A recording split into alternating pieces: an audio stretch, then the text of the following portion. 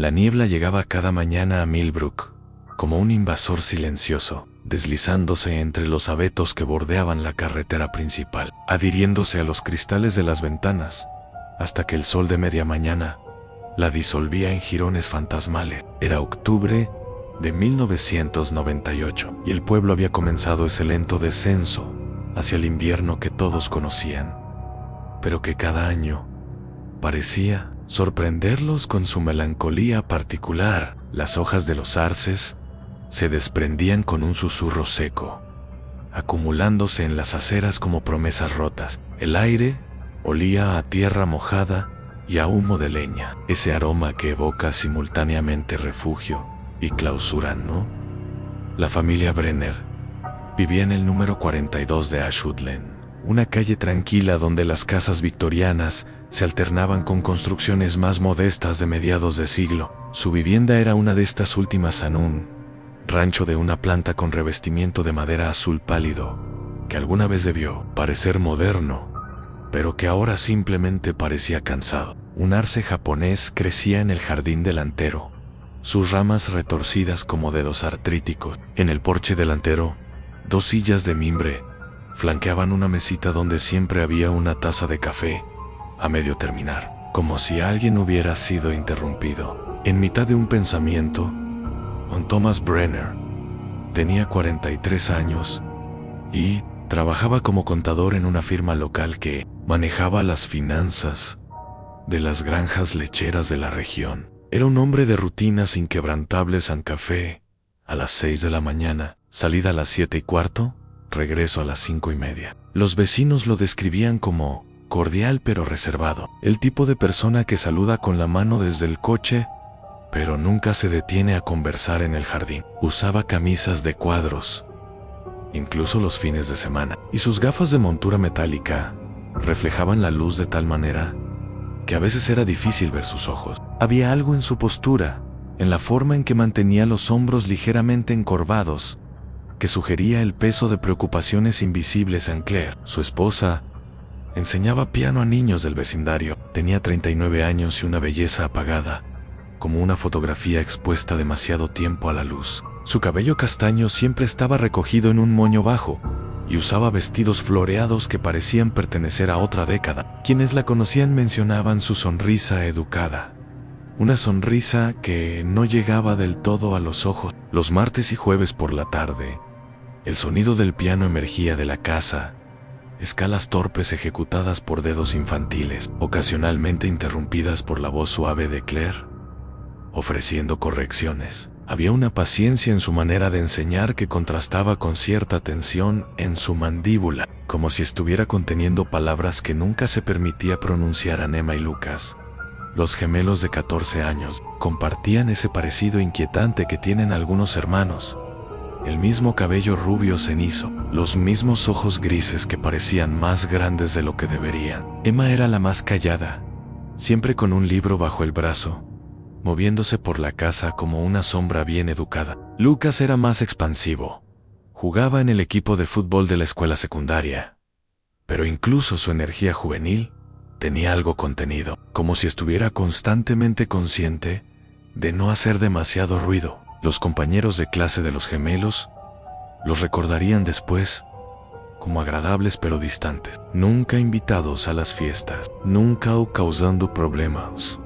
La casa misma tenía peculiaridades que los visitantes ocasionales notaban. Los relojes, por ejemplo, había relojes en cada habitación, de pared, de mesa, digitales, analógicos. Todos marcaban la hora con precisión obsesiva. En la cocina, un reloj de péndulo antiguo emitía su tic-tac constante, un sonido que se volvía hipnótico después de unos minutos. En la sala de estar, 3 relojes más pequeños formaban una constelación sobre la repisa de la chimenea. El pasillo que conducía a las habitaciones estaba flanqueado por relojes de diferentes épocas, como una galería dedicada al paso del tiempo. Claire solía bromear, con esa risa tensa que era su marca registrada, que Thomas tenía una obsesión con la puntualidad. Pero había algo más en esa colección, algo que hablaba de un deseo de controlar lo incontrolable, de anclar cada segundo antes de que se escapara la rutina de la familia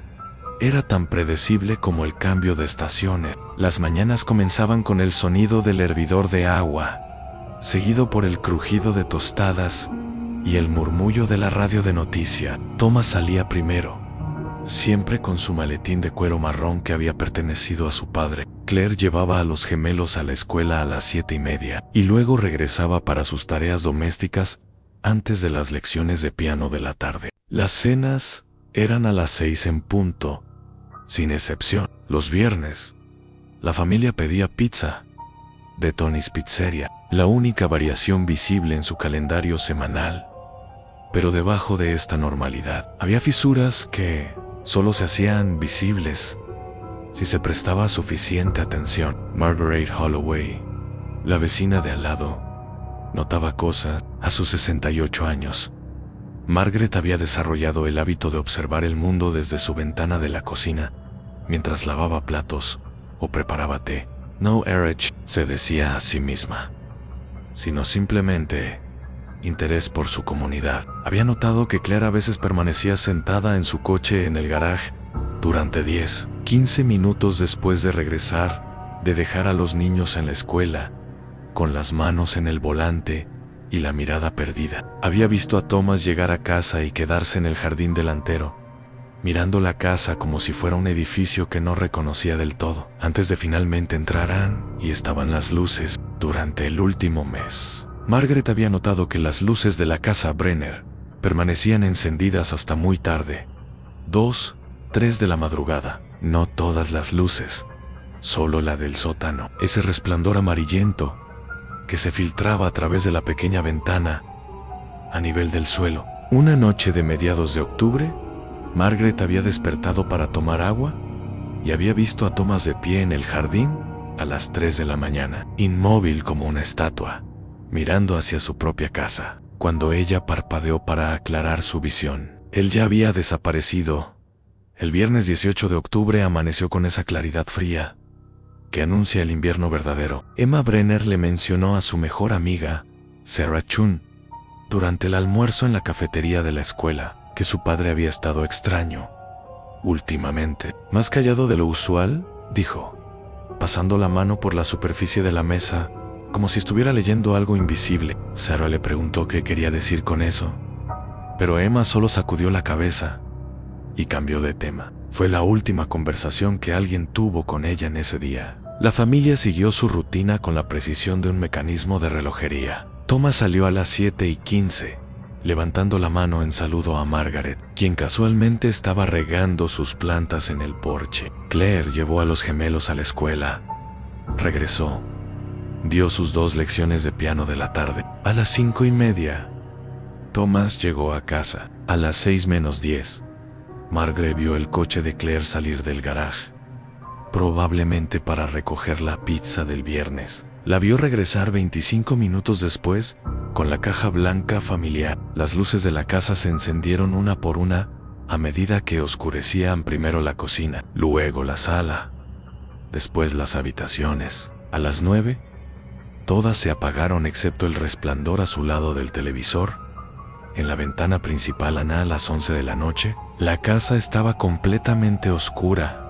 El sábado 19 de octubre, Sarah Chun llamó a la casa de los Brenner a las 10 de la mañana. Había quedado en que Emma la llamaría la noche anterior y no lo había hecho. El teléfono sonó 8 veces antes de que saltara la contestadora. Sarah dejó un mensaje y esperó. Al mediodía, preocupada, pidió a su madre que la llevara a la casa. Tocaron el timbre. Nadie respondió. El coche de Thomas estaba en el garaje. Lo verificaron mirando por la ventana lateral. El de Claire estaba en la entrada. Sarah llamó al celular de Emma desde dentro de la casa. Amortiguado, pero claramente audible. Sonó el tono de llamada de un teléfono móvil. La señora Chun, una mujer práctica que había vivido lo suficiente para confiar en sus instintos, llamó a la policía. El oficial Derek Santos llegó a las 12:30. Un hombre joven con apenas 3 años en el departamento, pero con la suficiente experiencia para reconocer cuando algo estaba fuera de lugar. Toca la puerta. Llamó en voz alta, Rodeó la casa mirando por las ventanas. Todo parecía normal, incluso demasiado normal. A través de la ventana de la cocina podía ver platos limpios en el escurridor, un paño de cocina doblado con precisión sobre el respaldo de una silla. En la sala, las almohadas del sofá estaban perfectamente acomodadas. Ninguna señal de lucha, ninguna señal de nada. Fue la puerta trasera la que finalmente cedió. No estaba cerrada con llave, solo entornada. Santos entró llamando, anunciando su presencia. El silencio que lo recibió no era simplemente la ausencia de sonido, era algo más denso, más presente. Era el silencio de un lugar que ha sido abandonado no hace mucho tiempo, cuando el calor de los cuerpos todavía no se ha disipado completamente, pero las personas ya no están allí para proyectar su vida en los objetos.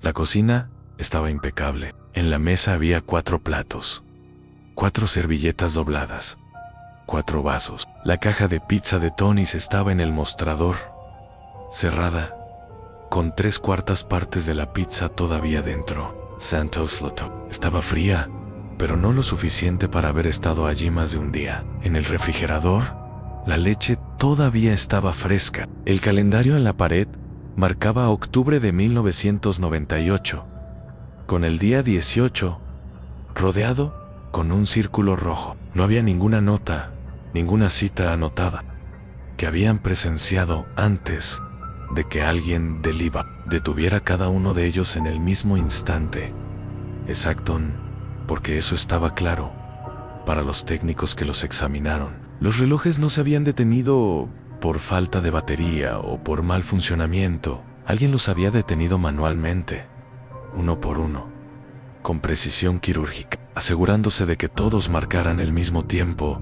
Fin a las 11:15 de la noche, del 18 de octubre de 1998.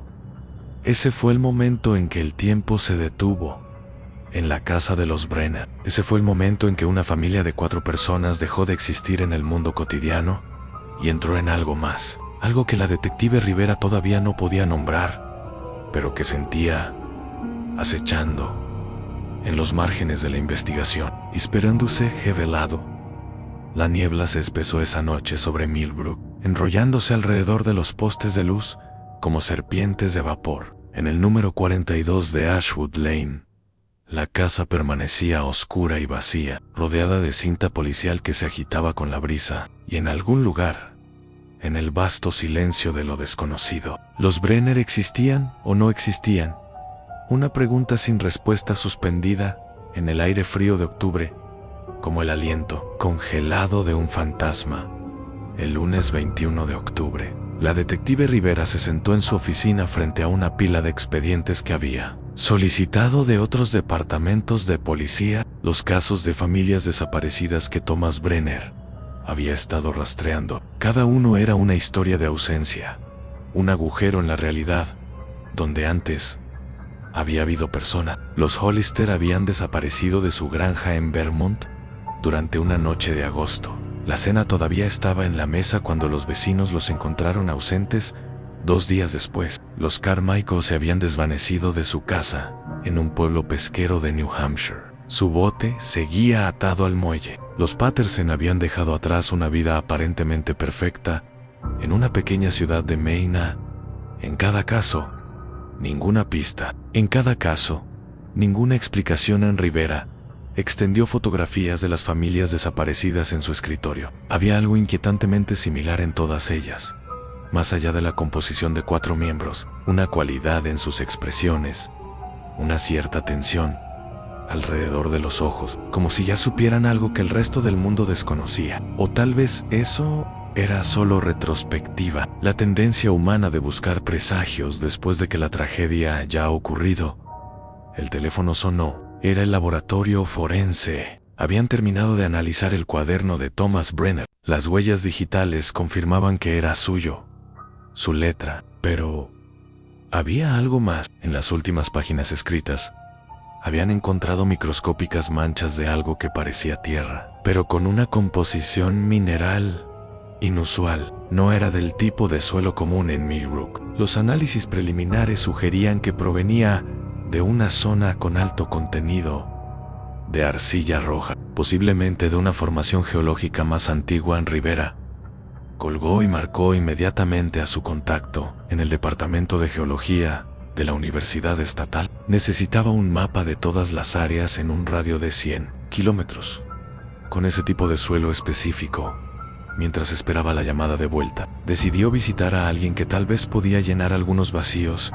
El empleador de Thomas, Harold Kimmel, socio senior de Kimmel y Associates, la firma de contabilidad donde Thomas había trabajado durante los últimos 6 años.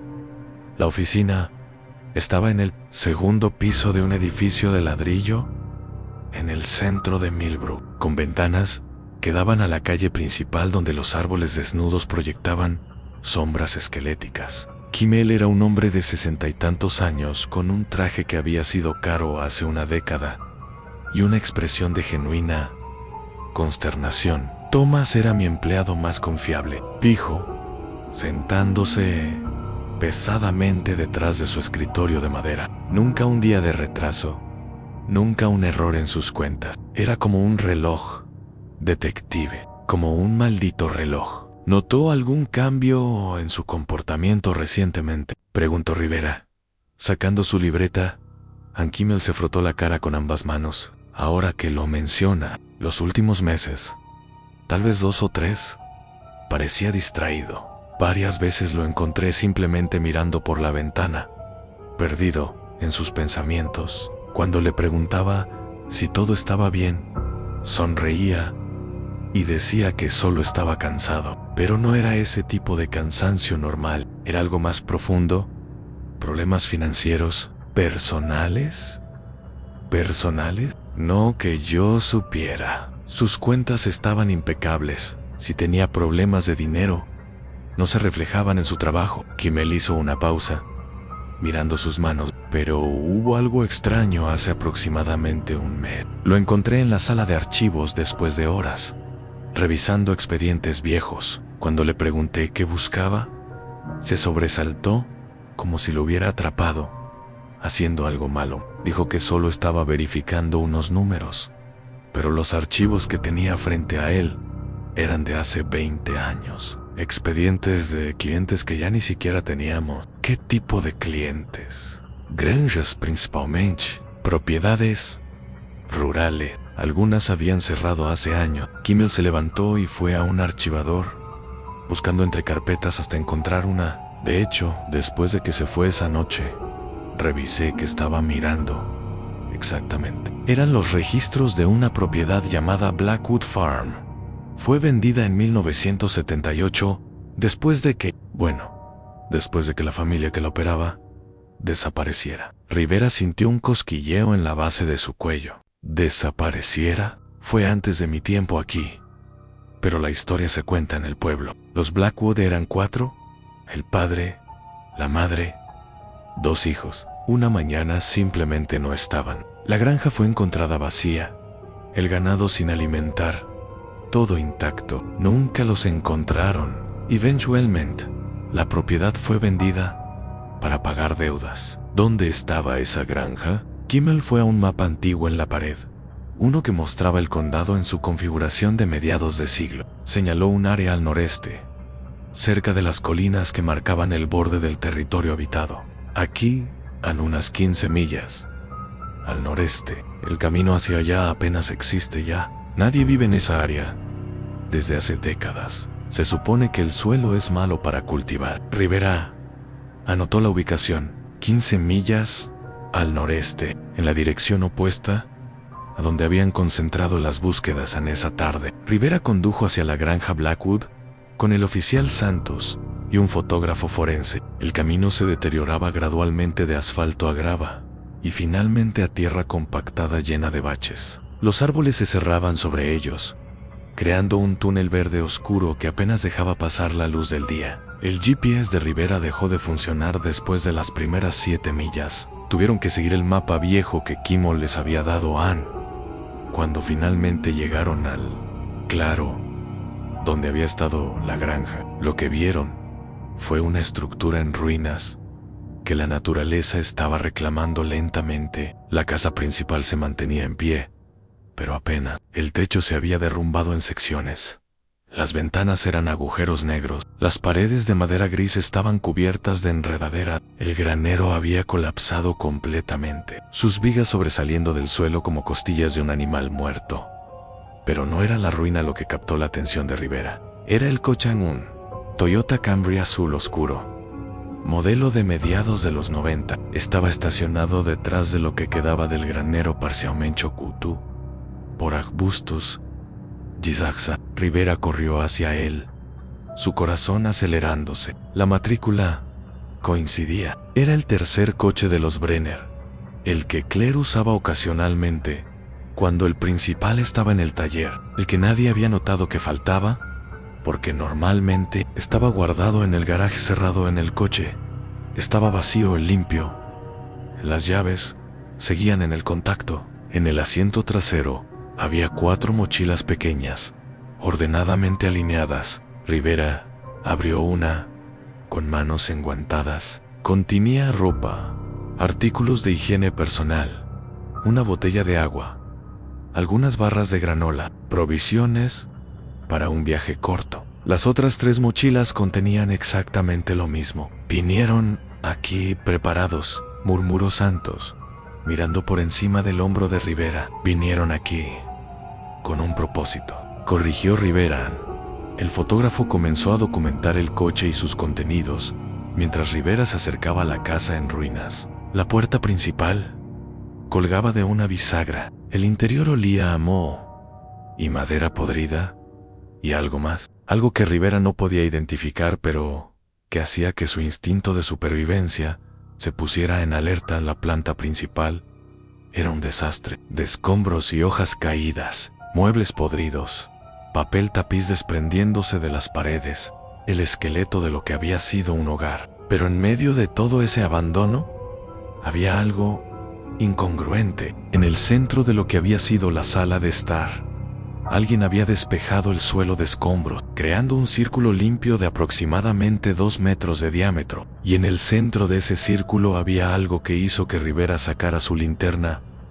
Aunque era media tarde, era un reloj de bolsillo antiguo, de oro o latón, muy pulido, descansando sobre una piedra plana. A su alrededor, dispuestos en un patrón que sugería intención ritual, había 4 fotografías. Rivera se arrodilló con cuidado iluminándolas. Eran fotografías de los Brenner, cada uno individualmente. Thomas, Claire, Emma, Lucas. No eran las fotos del sótano. Estas eran retratos formales, el tipo que se toma en estudios profesionales.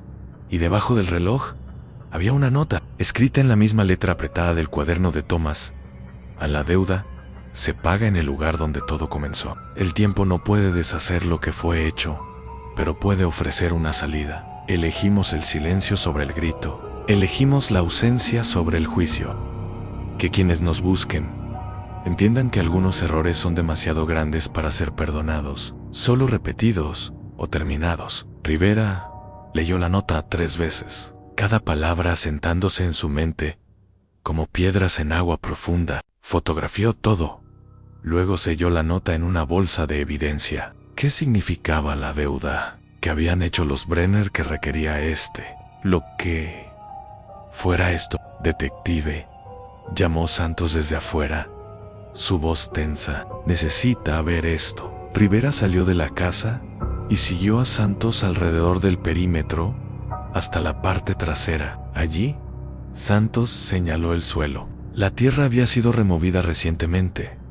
Rivera podía verlo en el color más oscuro, en la forma en que estaba más suelta que el suelo circundante. Un área rectangular, aproximadamente de 2 metros por 1,5 metros.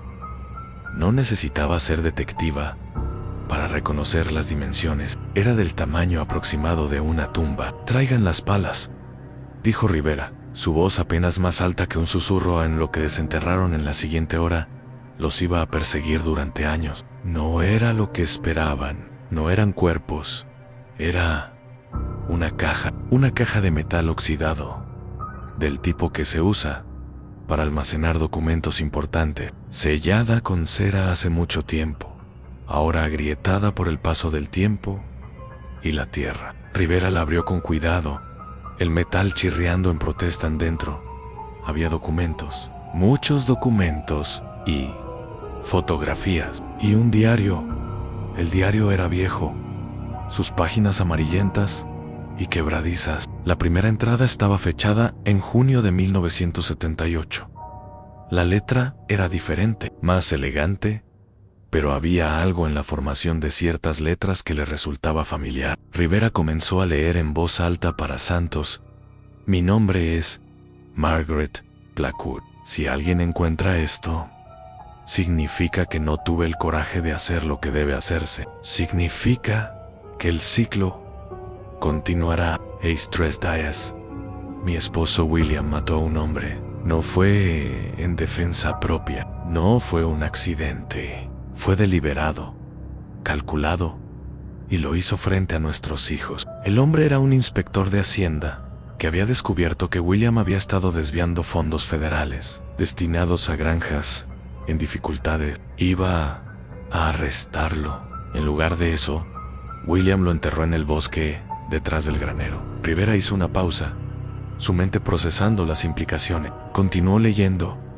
Estoy atrapada. Si denuncio a William, mis hijos perderán a su padre y yo seré cómplice por mi silencio. Si no hago nada, vivo con un asesino. He intentado convencerlo de que se entregue. Se ríe.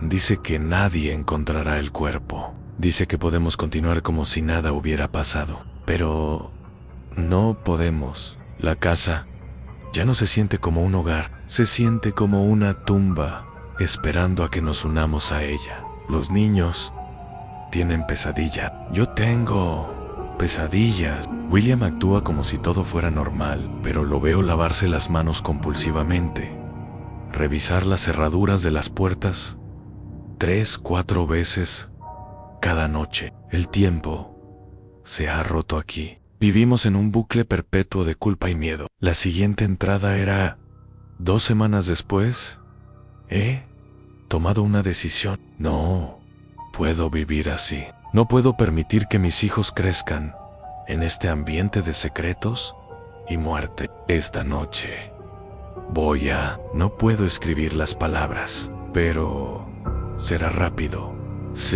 Y después terminaré con todo. Que Dios me perdone, que mis hijos me perdonen, pero no puedo ver otro camino. Esa era la última entrada. Rivera cerró el diario con manos temblorosas. En la caja también había recortes de periódico sobre la desaparición de los Blackwood, artículos de opinión especulando sobre qué podría haberles pasado, y había una fotografía familiar, la misma que estaba en el tablero de corcho del sótano de Thomas Brenner. Santos rompió el silencio. ¿Está diciendo que los Blackwood planearon un asesinato suicidio?, dijo Rivera, su voz plana. Margaret mató a sus hijos y luego a sí misma. Probablemente William también, aunque no lo sabemos con certeza. Y enterraron esta caja primero. Una confesión póstuma. Pero los cuerpos nunca los encontraron. Rivera miró hacia el bosque denso que rodeaba la granja. Miles de acres de tierra sin explorar, cambiante con cada estación. Si estaban lo suficientemente desesperados para planear esto, estaban lo suficientemente desesperados para asegurarse de que nunca serían encontrados. Pero eso no explicaba a los Brenner. No explicaba por qué Thomas había estado investigando este caso. No explicaba por qué habían venido a este lugar específico. Rivera regresó a la casa en ruinas, al círculo limpio en el suelo. Estudió el reloj de bolsillo bajo la luz decreciente de la tarde. En la parte posterior del reloj, grabado en el metal oxidado, había una fecha en junio 1978 y debajo una inicial en W en William Blackwood. Todo comenzó a encajar de una manera que hizo que el estómago de Rivera se contrajera. Thomas había encontrado este diario, o había descubierto la historia de alguna otra manera. Había hecho la conexión con otras familias desaparecidas. Pero ¿cuál era esa conexión que vinculaba a los Blackwood con los Hollister, los Carmichael, los Patterson? Rivera pasó esa noche en la oficina, rodeada de documentos y fotografías, buscando el patrón. Pidió a su contacto en el FBI que hiciera búsquedas más amplias, desapariciones de familias de 4 en el noreste, que dataran de los años 70. La lista que recibió era más larga de lo que esperaba. No solo los casos que Thomas había identificado, sino otros, muchos, familias que desaparecían, casas encontradas intactas, sin pistas.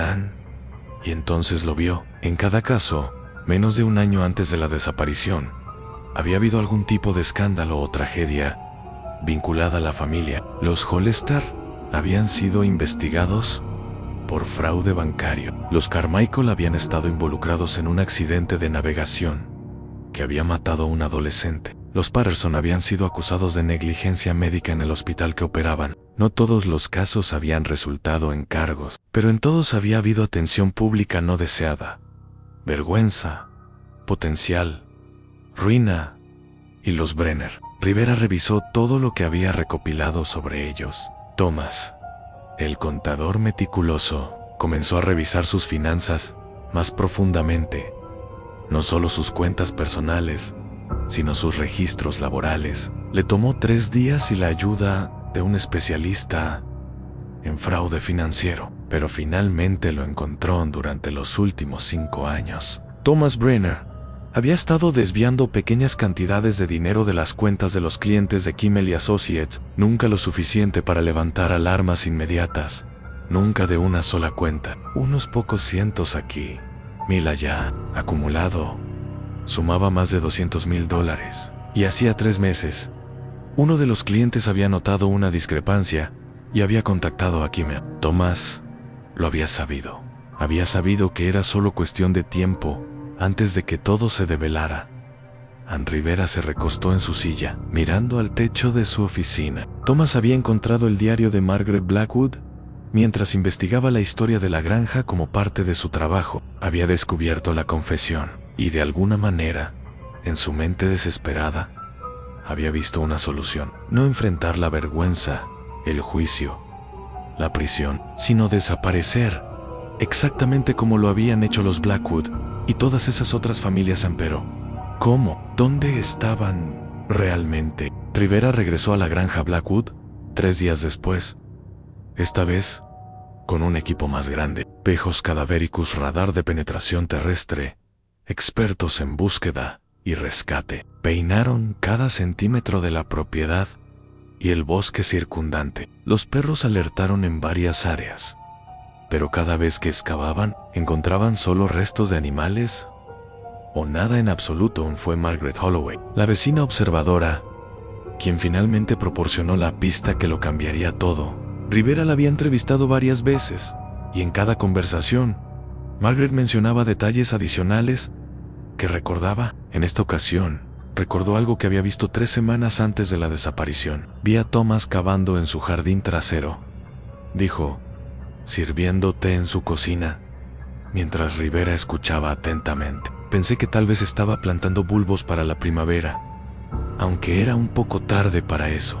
Pero lo que me pareció extraño era que estaba cavando de noche. Pasar a la Miriam. Lo vi porque no podía dormir y bajé por agua. Su jardín da al lado de mi casa y había una luz, una linterna. Allí estaba él, cavando este hoyo grande. Me pareció extraño, pero uno no quiere ser entrometida, ¿verdad? Rivera sintió un escalofrío. ¿Dónde exactamente estaba cavando? Déjeme pensar. Cerca del fondo, junto a esa mata de lilas grandes que tienen. Media hora después, Rivera estaba en el jardín trasero de los Brenner con palas y el radar de penetración terrestre. El dispositivo mostró una anomalía a aproximadamente 1,5 metros de profundidad, justo donde Margaret había dicho Ann esta vez. Cuando cavaron, encontraron algo.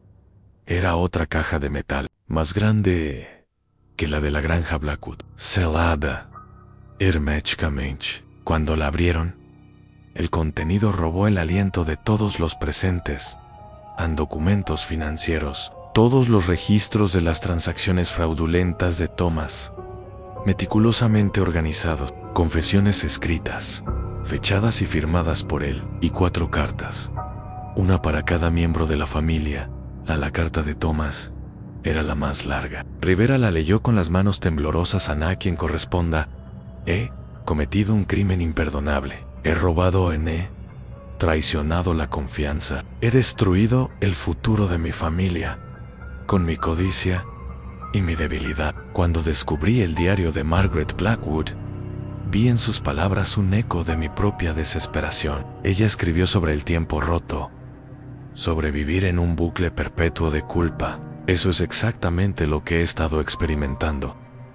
Investigué otros casos similares, familias que desaparecen completamente, sin rastro. Al principio pensé que tal vez era una coincidencia, o quizás asesinatos en serie que nunca fueron resueltos. Pero cuanto más investigaba, más veía el patrón. No eran asesinatos externos, eran familias que elegían desaparecer juntas, que preferían la incertidumbre eterna de su destino, sobre la certeza de la humillación pública y el castigo.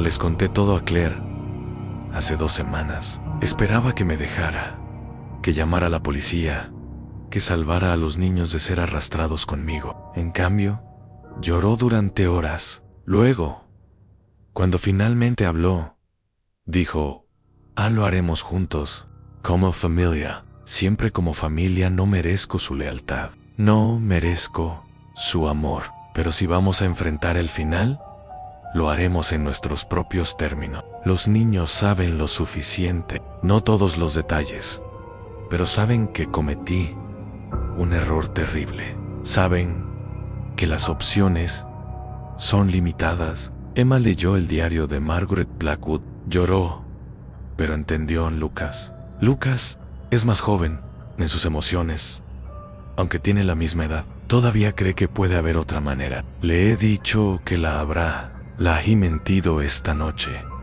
El 18 de octubre iremos a la granja Blackwood. Hemos preparado provisiones suficientes. He estudiado el terreno. Más allá de la granja, a 3 millas hacia el este, hay un sistema de cuevas naturales que pocos conocen. Las mapas viejas las muestran, pero están marcadas como inestables, peligrosas, perfectas para lo que necesitamos. A las 11:15 de esta noche, detendré todos los relojes de nuestra casa. Es simbólico, lo sé, infantil incluso, pero necesito marcar el momento en que el tiempo se detiene para los Brenner, el momento en que dejamos de existir en el mundo que conozco y entramos en lo que sea que venga después.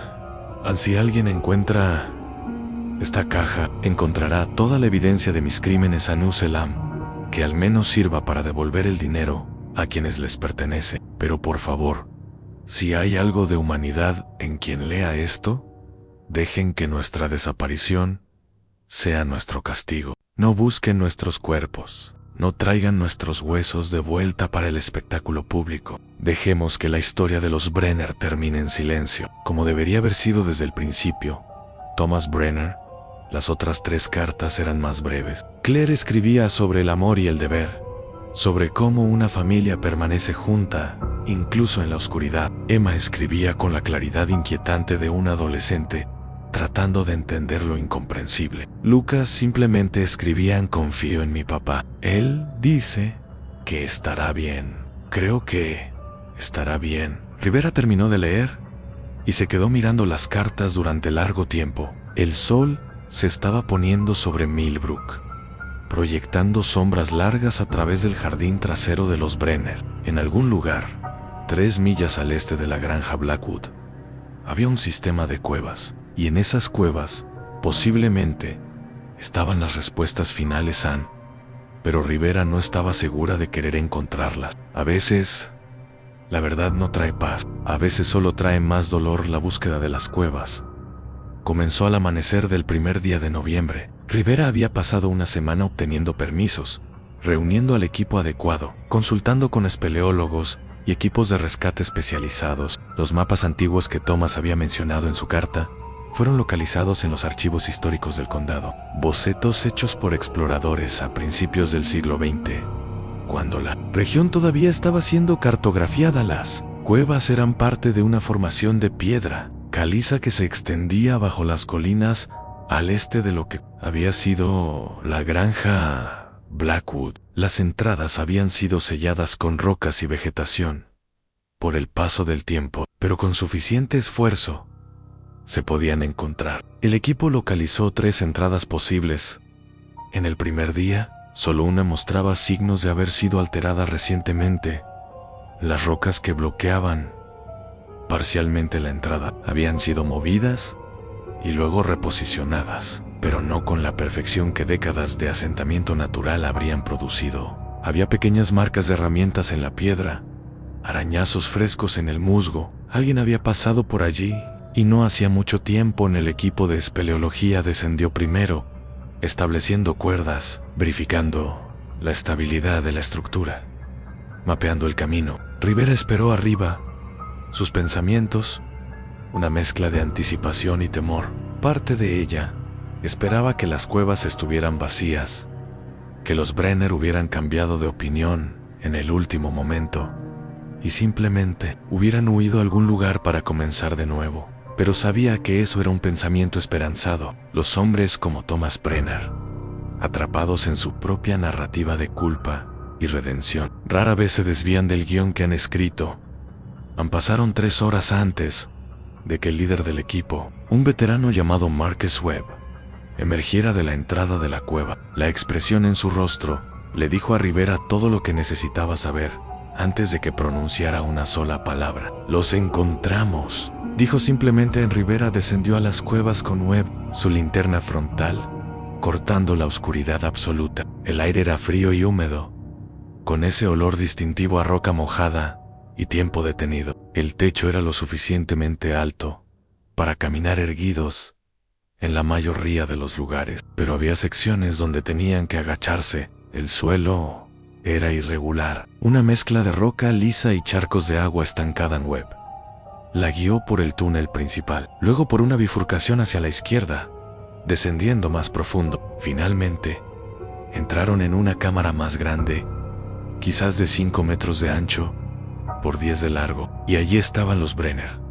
Estaban sentados contra la pared del fondo, las 4 figuras ordenadas en una fila, como una familia posando para un retrato fantasmal. Llevaban la misma ropa que los testigos recordaban haberlos visto usar por última vez. Sus mochilas estaban a su lado, todavía cerradas. Entre ellos, sobre una roca plana que alguien había posicionado cuidadosamente, estaba el reloj de bolsillo de William Blackwood, su superficie brillante reflejando la luz de las linternas como un ojo dorado. Observándolos, no había señales obvias de trauma, no había sangre, no había heridas visibles. Simplemente parecían estar durmiendo, excepto por la palidez de su piel, por la quietud absoluta, por la forma en que sus cuerpos se habían asentado en el abandono final.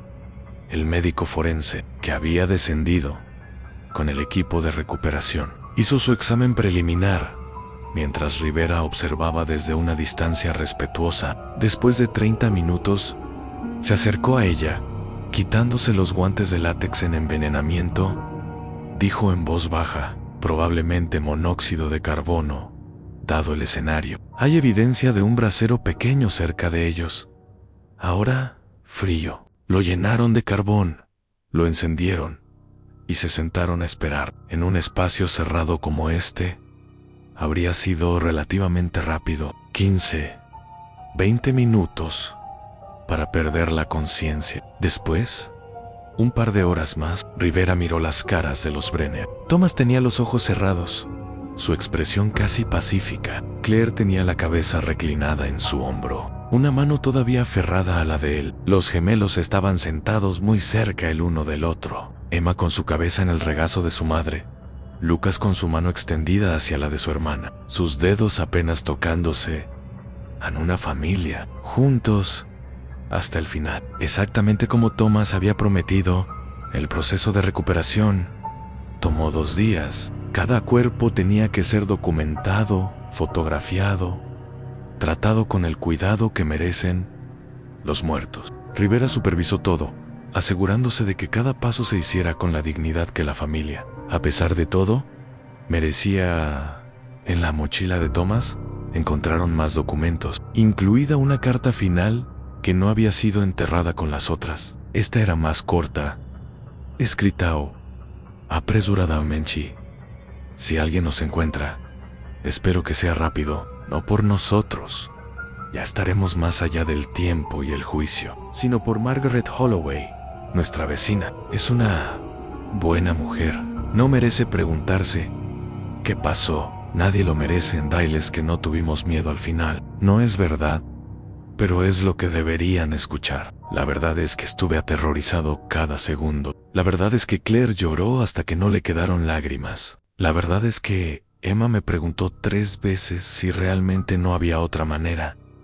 Y 3 veces le mentí. La verdad es que Lucas cantó una canción de cuando era pequeño, una canción sobre pájaros volando a casa. Y eso rompió algo en mí que no sabía que todavía estaba entero. Pero también es verdad que estamos juntos. Y al final, cuando todo lo demás se despoja, eso es lo único que importa. La familia. Siempre.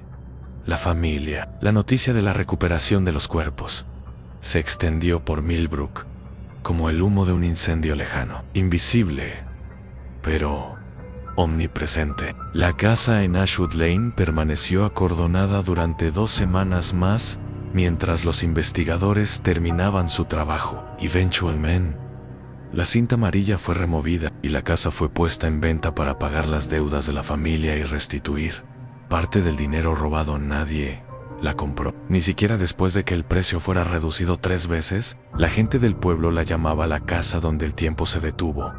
Y aunque técnicamente los relojes podían ser reparados, algo en la mente colectiva de Millbrook no quería que lo fueran. Era como si el pueblo necesitara ese recordatorio congelado de que algunas historias no tienen finales felices, solo puntos de detención. A Margaret Holloway visitaba la casa cada semana, parándose en la acera y mirándola durante unos minutos antes de continuar con su caminata. Rivera le preguntó una vez por qué lo hacía. Porque alguien tiene que recordarlos como eran antes, respondió Margaret. Antes de todo esto, cuando Emma me enseñaba cómo usar mi teléfono celular, cuando Lucas cortaba mi césped en verano, cuando Claire me prestaba libros de su colección, cuando Thomas me ayudó a preparar mis impuestos. Eran buenas personas que tomaron decisiones terribles, pero primero fueron buenas personas. El caso fue oficialmente cerrado 3 meses después. Los registros financieros de Thomas permitieron la recuperación de la mayoría del dinero robado. Las cartas fueron archivadas como evidencia, pero nunca publicadas. Un último acto de misericordia por parte del departamento de policía hacia una familia que ya no podía defenderse. Pero para Rivera, el caso nunca se cerró realmente. Siguió investigando en su tiempo libre, siguiendo el rastro de las otras familias que Thomas había identificado en su tablero de corcho: los Hollister, los Carmichael, los Patterson, todos los demás. En cada caso, cuando profundizaba lo suficiente, encontraba el mismo patrón. Honest Anchorman, un secreto que no podía ser contenido. El silencio encontró las cuevas donde los Hollister habían sido descubiertos 5 años después de su desaparición. Cuando un derrumbe parcial expuso la entrada, encontró los registros de los Carmichael, cuya familia extendida finalmente admitió que el padre había confesado su plan en una carta que decidieron nunca compartir con la policía. Los Patterson permanecían sin encontrar, pero Rivera tenía una idea bastante clara de dónde buscar si alguna vez se autorizaba otra excavación. Eran familias que habían elegido desaparecer juntas en lugar de enfrentar por separado las consecuencias de sus acciones. Era una forma de suicidio, sí, pero también algo más complejo. Era una declaración sobre la lealtad, sabrá, el amor, sobre hasta dónde puede llegar una persona para proteger a aquellos que ama, incluso si esa protección toma la forma más oscura imaginable. Una noche, 6 meses después de encontrar a los Brenner, Rivera se sentó en su oficina con todas las fotografías extendidas frente a ella. Los Blackwood, los Brenner, todos los demás. Familias congeladas en el tiempo, sonriendo a la cámara desde un pasado que no sabían que sería tan corto. Y se encontró preguntándose sobre la naturaleza del tiempo mismo. ¿Realmente se había detenido para los Brenner a las 11:15? ¿O simplemente habían elegido bajarse del tren en marcha de la existencia, creando su propio bolsillo de eternidad, donde las consecuencias nunca llegarían? Los relojes en su casa habían sido detenidos manualmente, un acto simbólico de control sobre algo que nunca puede ser controlado. Pero en esas cuevas profundas, donde la luz del sol nunca penetra, y donde los días no pueden ser distinguidos de las noches, tal vez habían encontrado un lugar donde el tiempo realmente no tenía significado. Ann Rivera nunca compartió estas reflexiones con nadie. Eran demasiado filosóficas, demasiado abstractas para un informe policial, pero las pensaba cada vez que miraba el reloj de bolsillo de William Blackwood, que ahora descansaba en una caja de evidencia en el almacén del departamento. Las pensaba cada vez que pasaba por Ashwood Lane y veía la casa vacía con sus relojes silenciosos dentro. Un año después de la desaparición, Margaret Holloway murió apaciblemente en su sueño. En su testamento, había dejado instrucciones específicas de que su casa fuera vendida y las ganancias donadas a un fondo para la prevención del suicidio. Pero también dejó algo más: una carta dirigida personalmente a la detective. Rivera la abrió sola en su oficina una tarde de octubre, exactamente un año después de la noche en que los Brenner habían desaparecido. La letra de Margaret era temblorosa, pero legible. Querida detective Rivera, si está leyendo esto, significa que he partido de este mundo. Espero que haya sido gentil conmigo al final. Anonium Casobi. Hay algo que nunca le dije sobre los Brenner, algo que vi pero que no entendí, hasta que fue demasiado tarde para importar. La noche antes de que desaparecieran, los vi a los 4 de pie en su jardín trasero. Era tarde, pasada la medianoche. Estaban en círculo, tomados de las manos, mirándose unos a otros. No hablaban, solo se miraban Ann. Y entonces Thomas levantó la vista hacia el cielo. Los demás hicieron lo mismo. Permanecieron así durante lo que parecieron 5 minutos, solo mirando las estrellas. Y luego, todos al mismo tiempo, asintieron, como si hubieran llegado a un acuerdo sobre algo, o tal vez recibido algún tipo de permiso de algo más grande que ellos mismos.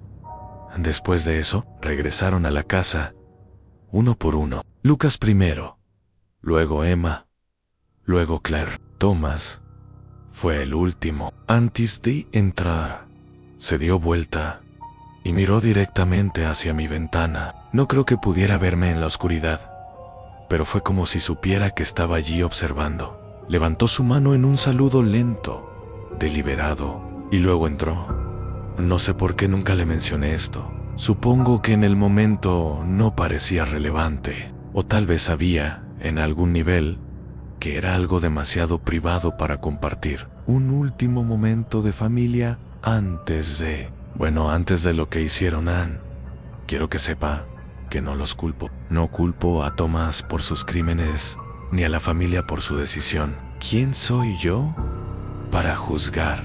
He vivido 82 años y he aprendido que la vida es increíblemente complicada. La gente hace cosas terribles por razones que parecen racionales en el momento, y la gente toma decisiones imposibles cuando todas las opciones son malas.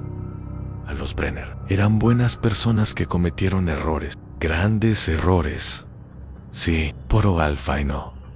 Eligieron enfrentar esos errores juntos. En este mundo donde las familias se rompen por razones mucho más pequeñas, hay algo casi noble en eso. Terrible, pero noble en cuide esa casa para mí.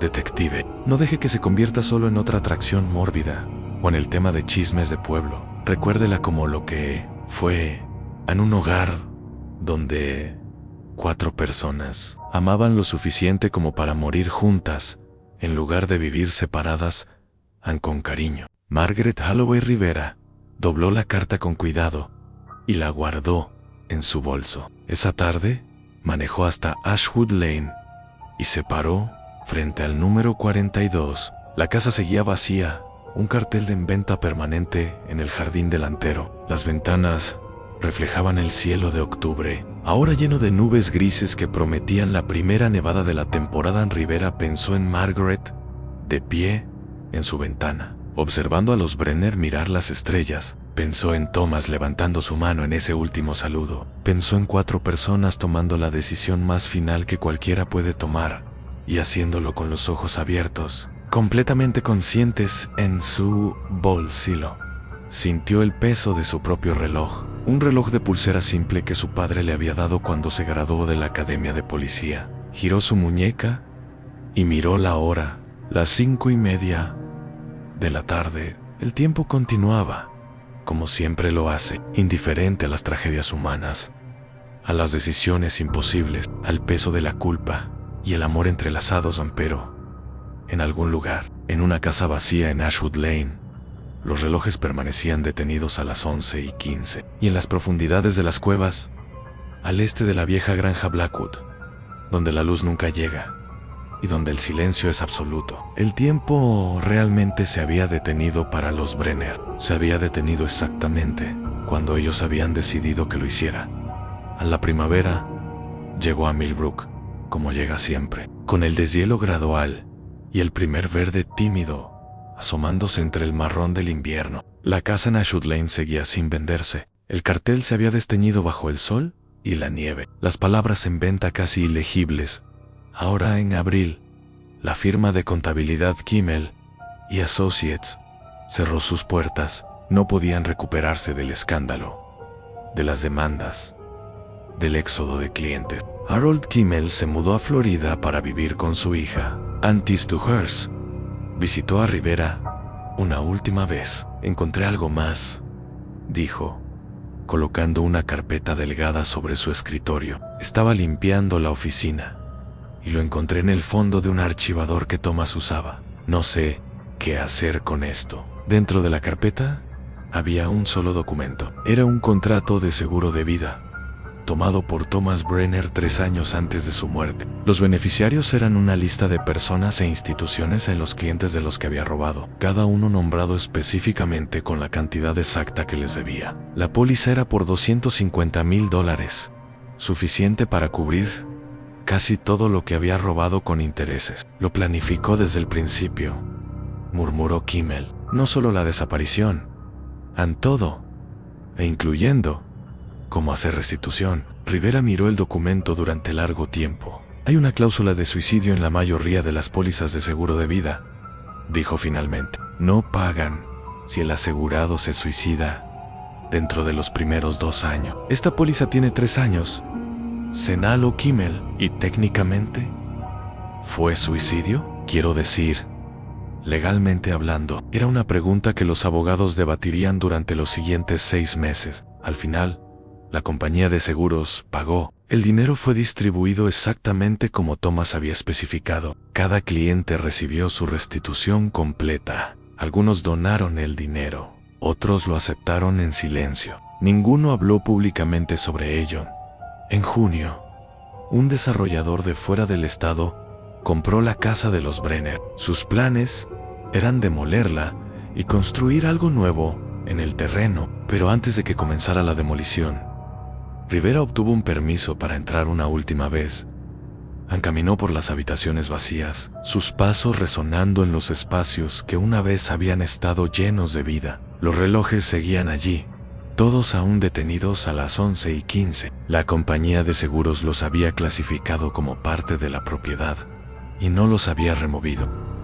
En la habitación de Emma, Rivera encontró algo que el equipo forense había pasado por alto inicialmente. Detrás del espejo del tocador, metida en el espacio entre el espejo y el marco, había una fotografía. Era una imagen de los gemelos cuando eran más jóvenes, tal vez de 8 o 9 años, ambos sonriendo a la cámara, el cabello revuelto por el viento. En el reverso, con la letra cuidadosa de Emma, estaba escrito: antes de que todo se complicara, quiero recordar esto. Rivera se guardó la fotografía en el bolsillo.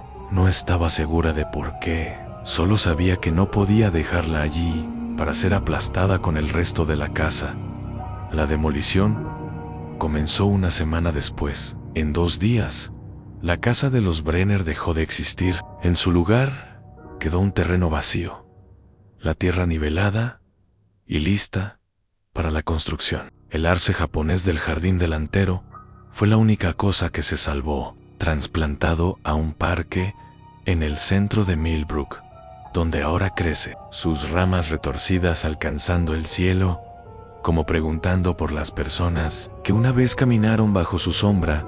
El desarrollador nunca construyó nada en ese terreno. Después de comprar la propiedad, enfrentó una serie de retrasos y complicaciones, problemas con permisos, luego problemas con contratista, finalmente problemas financieros que no tenían nada que ver con Millbrook. Eventualmente, vendió el terreno al municipio por una fracción de lo que había pagado. Ahora es un parque pequeño. Hay un banco donde la puerta principal solía estar. Hay un sendero que serpentea por donde solía estar el jardín trasero. Y hay una placa instalada por la comunidad sin mucha ceremonia que simplemente dice en memoria de la familia Brenner. Que encuentren la paz que buscaban. Es vago, intencionalmente. No menciona lo que hicieron o por qué. Solo reconoce que existieron y que ahora no están. Rivera visita el parque ocasionalmente. Se sienta en el banco y mira a las familias que pasan, padres con hijos,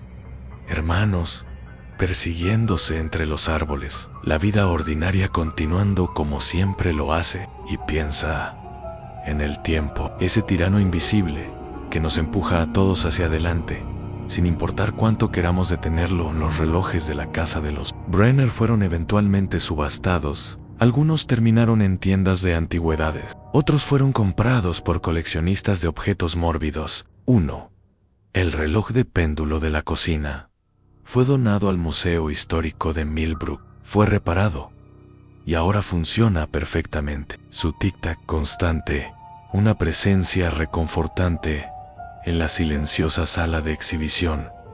Pero en la fotografía que acompaña a la exhibition, el reloj todavía muestra las 11:15, porque esa imagen fue tomada antes de que fuera reparado, en su estado original, congelado en el momento en que los Brenner decidieron que era tiempo de irse a la detective. Rivera se retiró 3 años después del caso Brenner. En su último día, empacó todos sus archivos y notas sobre las familias desaparecidas. Los llevó a su casa y los guardó en una caja en su ático. Ocasionalmente, en noches de insomnio, sube y los revisa. Todavía busca patrones, conexiones, algún significado más profundo que pudiera hacer que todo encaje. Nunca lo encuentra, porque tal vez no hay un significado más profundo. Tal vez es simplemente lo que parece ser en familias enfrentando crisis, tomando decisiones desesperadas, eligiendo el silencio sobre el grito. En el aniversario del 5º año de la desaparición de los Brenner, Rivera recibió un paquete por correo. No había remitente, solo una dirección de un servicio de mensajería en una ciudad que no reconocía. Dentro había un libro viejo, encuadernado en cuero, sin título en la portada. Han lo abrió con cuidado. Era un libro de filosofía, publicado en 1923, sobre la naturaleza del tiempo y la memoria. Muchas páginas estaban subrayadas, anotaciones en los márgenes con letra que Rivera reconoció inmediatamente, la letra de Thomas Brenner. Una página en particular estaba marcada con una cinta roja. El pasaje subrayado decía: el tiempo no existe como una realidad externa, sino como una construcción de la conciencia. En el momento de la muerte, cuando la conciencia cesa, el tiempo para ese individuo efectivamente deja de existir. Por lo tanto, uno podría argumentar que la muerte es la única forma verdadera de escapar del tiempo. En el margen, Thomas había escrito: pero ¿qué pasa si no quieres escapar solo? ¿Qué pasa si quieres llevar a tu familia contigo? Fuera del tiempo, donde las deudas no tienen que ser pagadas y las vergüenzas no tienen que ser enfrentadas. Rivera cerró el libro y lo guardó en el estante junto a los archivos del caso. Nunca averiguó quién lo había enviado. No estaba segura de querer saberlo. Algunos misterios, decidió, están bien dejados sin resolver hoy. 12 años después de que los Brenner desaparecieran, Millbrook ha cambiado y no ha cambiado. Las granjas lecheras siguen luchando contra la economía moderna. Los árboles siguen perdiendo sus hojas cada otoño y recuperándolas cada primavera. Las personas siguen viviendo sus vidas, cometiendo errores, buscando redención, haciendo lo mejor que pueden con las opciones imposibles que la vida les presenta. A la granja Blackwood fue finalmente comprada por un grupo conservacionista y declarada Reserva Natural. Las cuevas fueron selladas permanentemente, una decisión que tomó meses de debate público. Algunos querían mantenerlas abiertas como sitio histórico, otros querían que fueran borradas del mapa. Al final, el compromiso fue sellarlas, pero marcar su ubicación en los mapas oficiales. Un reconocimiento de que la historia ocurrió, pero que no necesita ser convertida en espectáculo.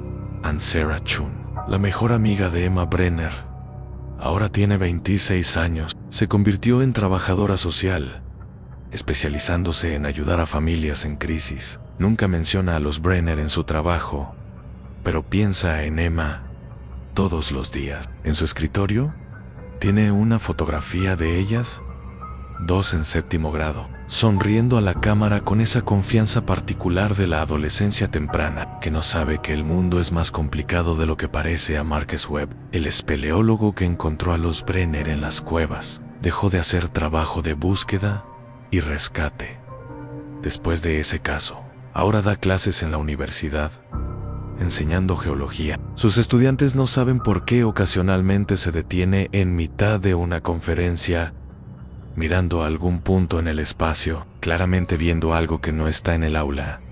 Con ellos, Harold Kimmel murió en Florida, 2 años después de mudarse allí. En su obituario, se mencionaba su larga carrera como contador, pero no se mencionaban los Brenner. Su hija encontró entre sus pertenencias un sobre con dinero, exactamente $250, y una nota que decía: para el fondo de la familia Brenner. Si alguna vez hay uno... Ella donó el dinero a la ONU Suicidio Local, y la detective Julia Rivera, ahora de 53 años, vive en una casa pequeña en las afueras de Millbrook. Su jardín trasero da al bosque, y en las noches de verano se sienta en su porche con una copa de vino y escucha los sonidos de la vida nocturna entre los árboles. Búhos, ciervos, el viento moviendo las hojas. Ann tiene un reloj en su sala de estar. No es uno de los relojes de los Brenner, sino uno que compró años después del caso. Es simple, moderno, digital. No hace tic-tac. No tiene manecillas que puedan detenerse. Solo muestra números que cambian continuamente, inexorablemente, segundo tras segundo tras segundo. Pero a veces, cuando no puede dormir, Rivera se sienta frente a ese reloj y imagina que sentiría poder detenerlo, poder decirle al tiempo que pare, solo por un momento, solo el tiempo suficiente para recuperar el aliento, para organizar los pensamientos, para decidir qué hacer a continuación, sin la presión constante de los segundos deslizándose hacia el futuro. Ann, y entonces, entiende, tal vez más que nadie, por qué Thomas Brenner llenó su casa con relojes, por qué necesitaba verlos a todos, marcando cada momento, recordándole constantemente que el tiempo se estaba acabando, y por qué, al final, sintió la necesidad de detenerlos todos, de marcar el momento exacto en que su familia dejó de existir en el mundo ordinario.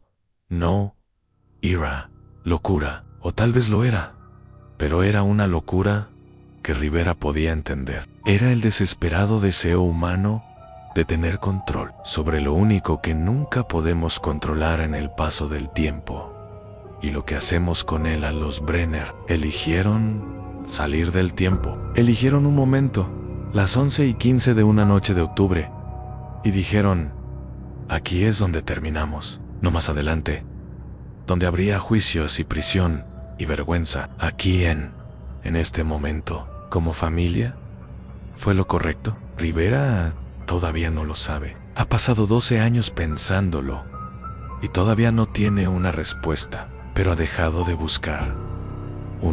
Algunas preguntas no tienen respuestas correctas o incorrectas, solo tienen consecuencias. En el parque, donde solía estar la casa de los Brenner, el banco sigue recibiendo visitantes. Algunos son turistas curiosos que han oído la historia y quieren ver el lugar. Otros son locales que simplemente disfrutan del espacio verde. Y unos pocos son personas que llevan su propio peso de secretos y errores, que se sientan en ese banco y miran el espacio donde solía haber una casa y se preguntan qué habrían hecho ellos. En las mismas circunstancias, el arce japonés en el parque del centro ha crecido más fuerte con los años. Sus ramas ahora proporcionan amplia sombra en verano. Los niños trepan en su tronco retorcido. Las parejas toman fotografías debajo de su dosel. Y cada otoño, sus hojas se vuelven de un rojo profundo, casi del color de la sangre, antes de caer al suelo.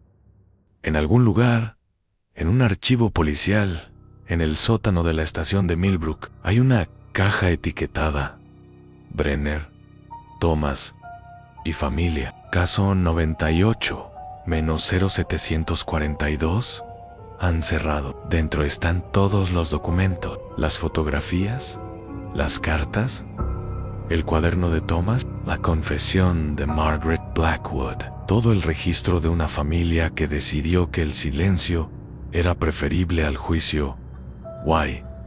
Enisa Kaya. En una bolsa de evidencia sellada está el reloj de bolsillo de William Blackwood. Si alguien lo sacara y lo mirara ahora, verían que sus manecillas están detenidas exactamente a las 11:15. No porque ese fuera el momento en que dejó de funcionar, sino porque eso es lo que alguien, probablemente Thomas Brenner en las cuevas justo antes del final, ajustó manualmente un último acto de simetría. Un último intento de conectar su historia con la de otra familia que había tomado la misma decisión terrible décadas antes. Un reconocimiento de que no estaban solos en su desesperación, que habían caminado un sendero que otros habían caminado antes y que otros probablemente caminarían después. Porque esa es la verdad, que Rivera finalmente aceptó. A los Brenner no fueron los primeros y no serán los últimos. En algún lugar, en este momento, hay otra familia enfrentando una crisis imposible. Hay otro Thomas Brenner mirando sus opciones y encontrándolas todas insoportables. Hay otra Claire tomando la mano de su esposo y diciéndole que enfrentarán lo que venga juntos. Hay otros gemelos que confían en que sus padres los guiarán correctamente, sin saber que el camino conduce solo a la oscuridad. Y tal vez, solo tal vez, esa es la lección, si es que hay alguna, que el tiempo no puede ser detenido. No importa cuántos relojes llenes tu casa, que las consecuencias no pueden ser evitadas, solo pospuestas o transformadas, que el amor, incluso en su forma más fuerte y pura, a veces no es suficiente para salvarnos de nosotros mismos. Los Brenner eligieron el silencio, eligieron la ausencia, eligieron convertirse en un misterio, una historia que la gente contaría en años venideros, con una mezcla de horror y fascinación. Y en ese sentido, lograron algo que todos buscamos en algún nivel: permanencia e inmortalidad, la certeza de que no serán olvidados. Pero ¿a qué costo? ¿A qué costo terrible? La niebla llega cada mañana a Millbrook, deslizándose entre los árboles, adhiriéndose a las ventanas, recordando a todos que algunos días comienzan envueltos en misterio. Y en algún lugar, en las profundidades de la tierra donde la luz nunca llega, 4 personas permanecen juntas, fuera del tiempo, más allá del juicio, en un silencio que nunca será roto. El reloj en la sala de Rivera cambia de 11 a 14 p.m. A las 11:15 p.m. ella lo mira, toma un sorbo de su vino y piensa en los Brenner, piensa en ellos todos los días. Probablemente lo hará hasta el día en que su propio tiempo se detenga y entonces, tal vez, entenderá finalmente lo que ellos entendieron en esa cueva oscura. O tal vez no. Tal vez algunos entendimientos están reservados solo para aquellos que han pasado más allá del velo, donde las preguntas ya no importan porque ya no hay nadie para hacerlas. El tiempo continúa, siempre continúa. Es lo único que hace, lo único que puede hacer. Y todos nosotros, todos los que vivimos y respiramos y cometemos errores y buscamos redención, estamos atrapados en su corriente, siendo llevados hacia adelante, hacia algún final que no podemos prever, pero que no podemos evitar. A los Brenner intentaron salir de esa corriente, intentaron, por un momento, ser más fuertes que el tiempo mismo, y tal vez, en su propia manera retorcida, lo lograron, porque mientras la gente recuerde su historia, mientras haya un parque donde solía estar su casa, mientras haya un reloj en un museo marcando eternamente las 11:15, no están completamente perdidos.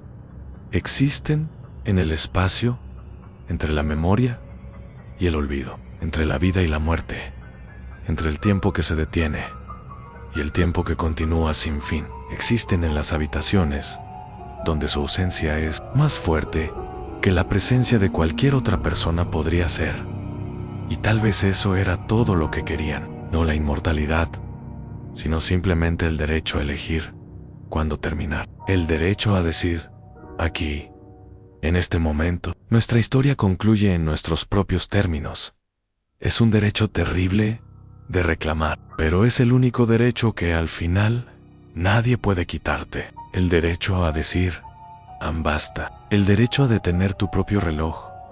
La casa donde el tiempo se detuvo ya no existe, pero la historia permanece, y mientras permanezca, los Brenner seguirán existiendo en ese momento congelado. Las 11:15 de una noche de octubre, eternamente en el umbral entre lo que fueron y lo que podrían haber sido, si solo el tiempo y la vida y la circunstancia hubieran sido más amables con ellos.